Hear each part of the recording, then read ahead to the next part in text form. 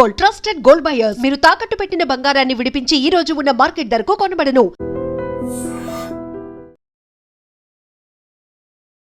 డబ్బు మంచి చేస్తుంది, చెడు చేస్తుంది అంటారు. కానీ ఈ మధ్య కొన్ని నేర ఘటనలు చూస్తే డబ్బు వల్లే అనేక హత్యలు జరుగుతున్నాయి.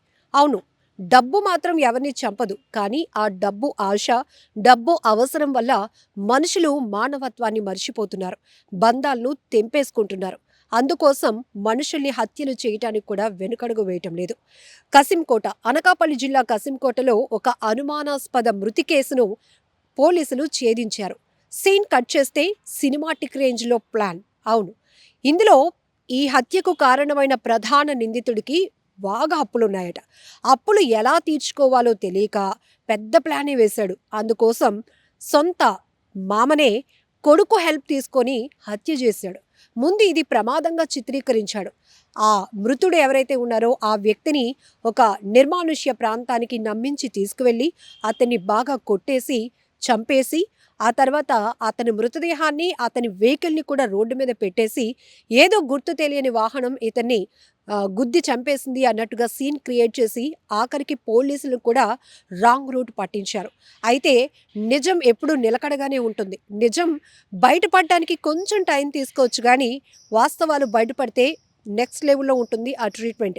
ఇప్పుడు కసింకోట పోలీసులు కూడా అనుమానాస్పద మృతిగానే కేసును ఫైల్ చేశారు, రోడ్డు ప్రమాదంగా కాకుండా. ఎందుకంటే మృతుడి ఒంటిపైన ఉన్నటువంటి గాయాలు పోలీసులకు ప్రాథమిక ఇన్వెస్టిగేషన్లోనే చాలా అనుమానాలు కలిగించింది. దాంతో సస్పీషియస్ డెత్ కేసుగానే దీన్ని ఫైల్ చేసి ఆ తర్వాత తమదైన స్టైల్లో కేసును దర్యాప్తు కొనసాగిస్తే కేవలం ఈ మృతుడి నుంచి ఉన్నటువంటి ఇన్సూరెన్స్ డబ్బులు 1,08,00,000 రూపాయల పైన ఆశపడే కుటుంబ సభ్యులే అతన్ని హత్య చేశారు అని ఒక ఫైనలైజ్కి వచ్చారు. ఆ తర్వాత తమ రేంజ్లో, తమ రూట్లో మొత్తం ఇన్వెస్టిగేషన్ చేస్తే A1 నుంచి A4 వరకు మొత్తం 4 ఈ హత్యకు కారకులుగా గుర్తించారు. ప్రధానంగా A1 అండ్ A3 వీరిద్దరూ కూడా తండ్రి కొడుకులు. ఎంత బాధాకరంగా ఉంది కదా. పూర్తి డీటెయిల్గా చూద్దాం. అసలు ఈ మృతుడు ఎవరు, ఏం చేస్తారు, అతని పైన ఉన్నటువంటి ఇన్సూరెన్స్లు ఏంటి, ఇవన్నీ కూడా ఒకసారి చూద్దాం. మృతుడి పేరు కుర్రు నారాయణమూర్తి, సన్ ఆఫ్ మాలిబాబు. 54 ఏళ్ల వయసు అయింది. పెరంటాలపాలెం గ్రామం, కసింకోట, అనకాపల్లి జిల్లాకు చెందినటువంటి వ్యక్తి. అయితే ఇక్కడ ఈ హత్యకు ముందు పథకం ప్లాన్ ఏంటంటే నిందితులు తమ అవసరాలు, అప్పులు తీర్చుకోవడం కోసం ఈ మృతుడి పేరిట కొన్ని ఇన్సూరెన్స్ పాలసీలు తీసుకున్నారనమాట. ఆ పాలసీలు ఏంటి, ఎంత వర్త్ అనేది నేను చెప్తాను చూడండి. LIC ఇన్సూరెన్స్ పాలసీలు 5 లక్షలు, పోస్ట్ ఆఫీస్ ఇన్సూరెన్స్ పాలసీ 8 లక్షలు, SBI జనరల్ ఇన్సూరెన్స్ అంటే యాక్సిడెంట్ పాలసీ 40 లక్షలు, HDFC లైఫ్ ఇన్సూరెన్స్ పాలసీ 20 లక్షలు, Shriram life general insurance policy 10 లక్షలు, Bajaj Allianz life insurance policy 5 లక్షలు, సాగర్ సిమెంట్ కంపెనీ ద్వారా కల్పించబడిన GPA పాలసీ 20 లక్షలు. మొత్తం ఈ పథకాలు అంటే ఈ పాలసీల నుంచి వచ్చేటటువంటి అమౌంట్ 1.08 CR ఇదనమాట. సో ఇప్పుడు ఈ హత్యకు ప్రధానమైన కారకుడు ఎవరు అంటే A1 సుంకరి అన్నవరం. ఆయన తండ్రి పేరు మాణిక్యం, ఇతని వయసు 42 ఏళ్ళు, ఇతనిది కూడా కసింకోటే. A2 అగ్రహారపు తాతాజీ, ఇతని వయసు 49 ఏళ్ళు, ఈయన కూడా కసింకోటకు చెందినవాడే. A3 సుంకరి జ్యోతి ప్రసాద్ 19 ఏళ్ళు. అంటే A1 A3 ఇద్దరు తండ్రి కొడుకులు అనమాట. సో ఇతనిది కూడా ఇంకా యాజ్ యూజువల్గా కసింకోటే. A4 భీముని నానాజీ, ఇతని వయసు 38 ఏళ్ళు, ఇతనిది కూడా అచ్యుతాపురం మండలం, అనకాపల్లి అనమాట. సో అసలు ఈ హత్యకు ఎలా ప్లాన్ చేశారు అంటే ఈ A1 అయినటువంటి అన్నవరం పూర్తిగా అప్పుల్లో కూరుకుపోయాడు. ఆ అప్పులు ఎలా తీర్చుకోవాలని చాలా ప్లాన్లు వేస్తే ఆఖరికి మృతుడు ఎవరైతే ఉన్నారో ఆ కుర్రు నారాయణమూర్తి పేరు మీద చాలా ఇన్సూరెన్స్ పాలసీలు చేయించాడు. మృతుడిని హత్య చేసి ఆ ఘటనను రోడ్ యాక్సిడెంట్గా చిత్రీకరించి ఇన్సూరెన్స్ డబ్బులు కొట్టేయాలి అనేది ఇతడి స్కెచ్ అనమాట. ఇదే పోలీసుల దర్యాప్తులో తేలింది. సో మొత్తం ఇప్పుడు ఈ మృతుడి పేరు మీద ఉన్నటువంటి ఇన్సూరెన్స్ పాలసీలు మొత్తం 1,08,00,000 అని చెప్పుకున్నాం కదా. నిందితులు ఫస్ట్ ఏం చేశారంటే ఈ మృతుడిని హత్య చేసి ఆ ఘటనను ఏదో గుర్తు తెలియలేనటువంటి వాహనం ఢీకొట్టి వెళ్ళిపోయిందని చెప్పి రోడ్డు ప్రమాదంగా చూపించారు. ఇన్సూరెన్స్ కంపెనీల నుంచి క్లెయిమ్ పొందాలనే వీళ్ళ దుర్మార్గపు ఆలోచన. దీంతో కుటుంబ సభ్యులు మరియు పోలీసులను కూడా తప్పుదారి పట్టించే ప్రయత్నం చేశారు. కేసు ఎలా డిటెక్షన్ అయిందంటే ఇన్క్వెస్ట్ మరియు పోస్ట్ మార్టం తర్వాత మృతుడి ఒంటిపై గాయాలను బట్టి కసింకోట పోలీసులకు అనుమానం వచ్చింది. ఆ తర్వాత tower dump, call data, CCTV footage ఇవన్నీ టెక్నికల్ ఎవిడెన్స్లు తీసుకొని ఆ కోణంలో దర్యాప్తు చేస్తే కసింకోట సిఐ మరియు ఎస్ఐ ఈ నిందితుల పాత్రను బయట పెట్టేశారు. విచారణలో నిందితులు నేరాన్ని అంగీకరించారు. తర్వాత కేసులో ప్రస్తుతం ఈ కేసు చట్టపరమైన చర్యలైతే కొనసాగుతున్నాయి. అయితే దర్యాప్తులో నిందితులు ఇన్సూరెన్స్ డబ్బుల కోసం మాత్రమే మృతుని హత్య చేయాలనే ఉద్దేశంతో ఇట్లాంటి స్కెచ్ వేసినట్టుగా ఒప్పుకోవడంతో అంతా ఒక్కసారిగా షాక్ అయిపోయారు. కానీ పోస్ట్ మార్టం తర్వాత ఆ మృతుడిపై గాయాలు బట్టి టెక్నికల్ ఎవిడెన్స్ని బట్టి ఈ కేసు అలా వాస్తవాలను బయటపెట్టి ఆ తర్వాత అనుమానాస్పద మృతి కేసుగానే ఇది హత్య కేసుగా మారింది. కసింకోట పోలీస్ స్టేషన్ పరిధిలో ఈ మధ్య రీసెంట్ గా మనం ఒక సస్పీషియస్ డెత్ కట్టడం జరిగింది.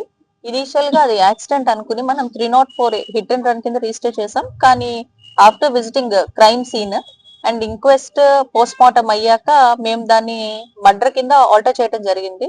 బికాజ్ క్రైమ్ సీన్ చూడగానే injuries are blunt and injuries కూడా యాక్సిడెంట్ లా అనిపించలేదు. దాన్ని బేస్ చేసుకుని మేము ఇన్వెస్టిగేషన్ స్టార్ట్ చేయడం జరిగింది. CI Kasimkota and SI Manoj and SI Lakshman Rao with his staff investigation start చేస్తే మాకు సబ్సిక్వెంట్ గా తెలిసిన విషయం ఏంటి అంటే ఈ ఎవరైతే డిసీజ్డ్ ఉన్నాడో కుర్రి నారాయణమూర్తి 54 years, ఆయన ప్యాకింగ్ లేబర్ గా సాగర్ సిమెంట్ లో వర్క్ చేస్తూ ఉండేవాళ్ళు. ఆయనకి సాగర్ సిమెంట్ తరపున ఒక గ్రూప్ ఇన్సూరెన్స్ ఉంది 20 lakhs కి. అదే కాకుండా వాళ్ళ అల్లుడు సన్నిల ఫస్ట్ డాటర్ వాళ్ళ హస్బెండ్ అతని పేరు మీద అరౌండ్ 1.08 crores కి ఇన్సూరెన్స్ డిఫరెంట్ పాలసీస్ ఏవైతే ఉన్నాయో అవి రిజిస్టర్ చేశాడు పాస్ట్ 6 months లో. ఆ పాలసీ అమౌంట్స్ ఈ యాక్సిడెంటల్ డెత్ అయితే ఆ పాలసీ అమౌంట్స్ వస్తాయని చెప్పి ప్లాన్ చేసి అతన్ని చంపటం జరిగింది. చంపేసి యాక్సిడెంట్ లాగా ప్రొజెక్ట్ చేద్దామని ప్లాన్ చేశారు. బట్ సిఐ కసింకోట అండ్ ఎస్ఐజ్ వాళ్ళు చాలా ఇంటెలిజెంట్ గా ఇది ఏదైతే ఉందో అది మర్డర్ అని చెప్పి డిటెక్ట్ చేసి ఈ రోజు అక్యూజ్ ని కస్టడీలో తీసుకోవటం జరిగింది. దీనికి సంబంధించి A1 సుంకర అన్నవరం వాళ్ళ అల్లుడు అండ్ A2 తాతాజీ అతని దగ్గర పనిచేస్తాడు అండ్ A3 జ్యోతి ప్రసాద్ ఎవరైతే ఉన్నారో వాళ్ళ మనవడు, డిసీజ్డ్ వాళ్ళ మనవడు and A4 LIC agent.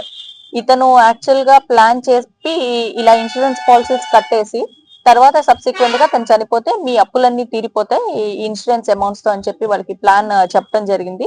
So A4 ఈ టోటల్ 4 అక్యూజ్ ని ఈ రోజు కసింకోట పోలీసులు కస్టడీలో తీసుకున్నారు. దీనికి సంబంధించి CI Kasimkota and SI Manoj and SI Lakshman Rao and PC Gopi and Srinivas వీళ్ళు మంచి వర్క్ చేసి ఈ అక్యూజ్ పట్టుకోవడంలో హెల్ప్ చేశారు. ఇక్కడ క్రైమ్ సీన్ వచ్చి ఆ హెరిటేజ్ పక్కన సందు ఉంది కదా, సందులో అయింది, రోడ్ మీద అయింది, లేఅవుట్ మీద. ఇన్సూరెన్స్ ఏజెంట్ ఎవరైతే ఉన్నారో అతను ప్లాన్ చెప్పాడనమాట. మీకు ఇప్పుడు ఆల్రెడీ అతనికి చాలా అప్పులు ఉన్నాయి. A1 ఎవరైతే ఉన్నారో అతనికి ఈ అప్పులన్నీ మీకు అప్పులు తీరాలి అంటే మీరు ఇలా యాక్సిడెంటల్ కింద పెడితే మీకు అమౌంట్స్ వచ్చేస్తాయి, నేను మీకు హెల్ప్ చేస్తాను, దానికి నాకు కొంత ఫైనాన్షియల్ అమౌంట్ ఇమ్మన్నాడు. ఆ అమౌంట్ కోసం అని చెప్పేసి వీళ్ళు చేశారు. ఇప్పుడు ఎప్పుడైతే ఇది సక్సెస్ అయ్యి ఉంటే యాక్సిడెంటల్ డెత్ కింద వీళ్ళకి వచ్చే అమౌంట్ లో కొంత షేర్ అనేది ఇన్సూరెన్స్ ఏజెంట్ కి ఇవ్వాలి. ఇనిషియల్ గా యాక్సిడెంటల్ డెత్ కిందే తీసుకున్నాం, ఎందుకంటే ఈవెన్ కంప్లైంట్ ఫ్రమ్ ఫ్యామిలీ కూడా అలాగే ఉంది మనకి. మేము చాలా సార్లు డౌట్స్ ఎక్స్ప్రెస్ చేసిన family was saying that it is accident, కానీ ఇంజరీస్ మాకు అలా అనిపించలేదు. So we started our own investigation. తీసుకునేసి చేస్తే ఫ్యామిలీ మెంబర్స్ అక్యూజ్డ్ అని తెలిసింది. ఆ రోజే చనిపోయాడంటే కొనూపిరితో ఉండగా KGH కి వెళ్ళాడు, బట్ అప్పటికే కాన్షియస్ లో లేదు. నిజంగా ప్రస్తుతం ఉన్నటువంటి సమాజం దేనికి ప్రయారిటీ ఇస్తుంది? ఆర్థిక సంబంధాల చుట్టూ మాత్రమే తిరుగుతుంది. మళ్ళీ ఎన్నికలంగానే చాలా విరక్తి కలుగుతాను. మంచి అనిపిస్తుంది కదా, లేడీస్ కూడా ఛాలెంజింగ్ జాబ్స్ చేసినప్పుడు చాలా బాగుంటది. ట్రాఫిక్ అసిస్టెంట్స్ గా నియమించిన ట్రాన్స్జెండర్స్ అందరితో సాల్యూట్ చేయించుకుంటున్నారు.